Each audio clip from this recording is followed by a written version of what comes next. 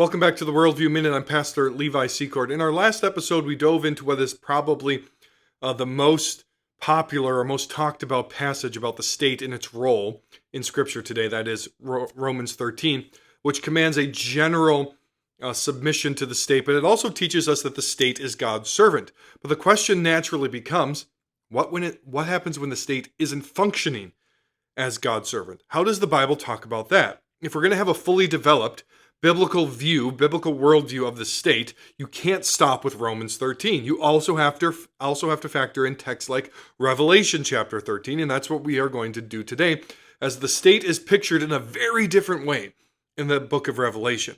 And so there we're going to need to pause for a second, because we have to understand that there are many different ways to understand or interpret the book of Revelation. And I'm not going to dive into the major different camps and who I think is right and who I think is wrong, but we can say that there are at least these three different basic ways of looking at Revelation. One views most of the book as being completely fulfilled already, that it's all happened in the past. Another view thinks that pretty much all of it is going to happen in the future. And another view looks at it as describing it as something, it's kind of a mixture of the two, but it describes in general this age, the church age.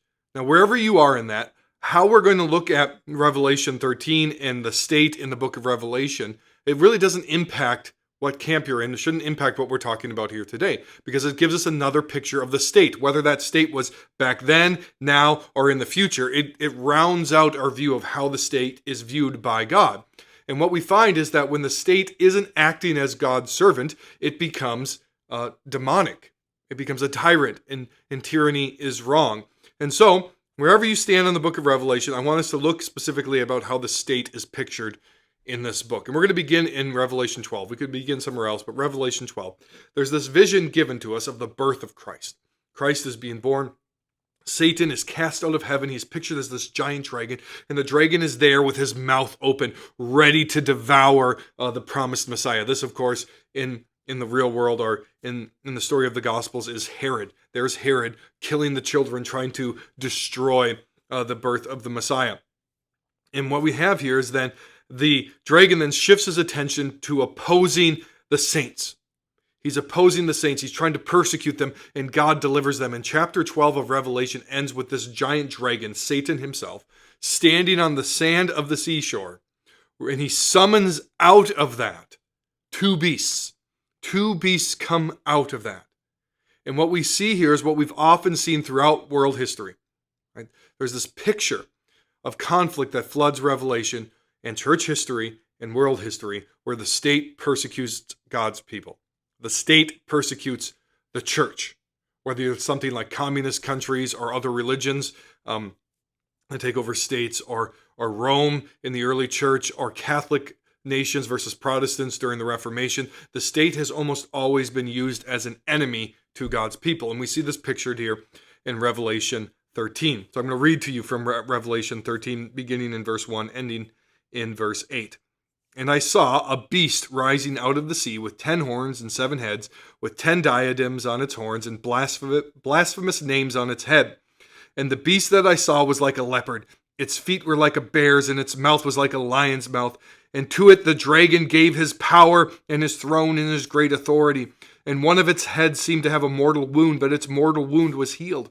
And the whole earth marveled as they followed the beast. And they worshipped the dragon, for he had given his authority to the beast. And they worshipped the beast, saying, "Who is like the beast, and who can fight against it?" And the beast was given a mouth uttering haughty and blasphemous words, and it was allowed to exercise authority for 42 months. It opens its mouth to utter blasphemies against God, blaspheming his name and his dwelling, that is, those who dwell in heaven. Also, it was allowed to make war on the saints and to conquer them. And the authority was given to it over every tribe and people and language and nation. And all who dwell on the earth will worship it, everyone whose name has not been written before the foundation of the world in the book of life of the Lamb who was slain. What you have here, and then you have the second beast introduced, who encourages the people to worship the first beast. And the beast, again, whether you think it was a past government, a current government, or a future government, is clearly the state. It has authority. It has crowns. Satan is giving it its authority. The state here is no longer functioning as a servant, but actually as a rival to God, as it utters blasphemies and people bow down and worship it instead of the true God. And the imagery here in Revelation 13 actually points back to Daniel chapter 7. And we are given a vision. There are 4 beasts who are 4 kingdoms who will rise up. And all of these kingdoms are then overthrown one by one. But ultimately, all of them in totality are overthrown as the Son of Man ascends to the right hand of the Father in Daniel chapter 7. The Son of Man, of course, being Jesus Christ. So there's this repeated theme in Daniel of these different kingdoms, these different states that will rise and be terrifying. And then they are all then shattered by the Messiah, whether they're pictured as beasts or the statue of different materials, that they are then eventually overthrown by Christ. And so there's some applications we can make here, specifically from the book of Revelation, to how we think about the state. All right, well, the state is designed, Romans 13, to be the servant of God. Often it rebels in a beastly way to oppose God and to usurp God. To put it another way, one of the main tools Satan uses to oppose God and his people is the state. We need to rephrase that, right? The state is designed to be a servant of God, but one of the main ways that Satan, or one of the main tools that Satan uses to oppose God and his people is a tyrannical state. We've seen this throughout world history. We've seen it in biblical history. Pharaoh in Egypt, the Canaanites, the Philistines, the evil kings in Israel, Babylon, whether it was Nebuchadnezzar or Darius and his rulers, Rome, Herod trying to kill Christ at his birth, Rome demanding worship of Caesar, the Sanhedrin, which was a governing body over Israel underneath Rome, forbidding the preaching of the gospel in Jerusalem. The state has ever been a weapon in the hand of the enemy used against God's people. This means that as Christians, we have a vested interest in limiting the power and the authority of the state. Right? If there is no God above the state grows and grows and grows, and often then uses that authority to oppose God and his people. So that leads us to the second thing. Revelation 13 teaches us this very clearly. A tyrannical state is demonically empowered. It's demonic. This is a point Francis Schaeffer makes in his wonderful little book that I recommend, Christian Manifesto. The first and second beast drive worship of the state by the people. They replace God with the state. When the state stops functioning as the servant of God, it often then tries to replace God with itself. And so this is demonic. When the state grows in tyranny and tries to control all of your life, it is trying to claim a universal and unlimited authority that only actually belongs to God. This is idolatrous. This is demonic. Right there in Revelation chapter 13 and 12, right? The dragon summons the beast out. The dragon empowers the beast, and that drives people to worship it as if it were God. This is a tale as old as time. Pharaoh claimed a level of divinity.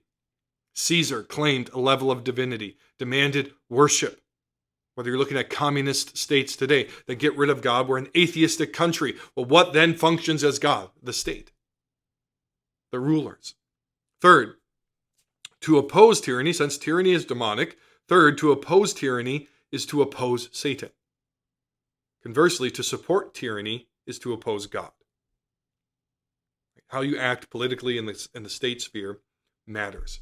If Satan is always driving the state as a weapon against God's people to grow beyond its proper sphere, and we'll talk about spheres later, and to be used as a God replacement, right? If you are supporting that kind of tyranny in how you vote, how you think, how you argue, how you act politically, you are supporting the work of Satan.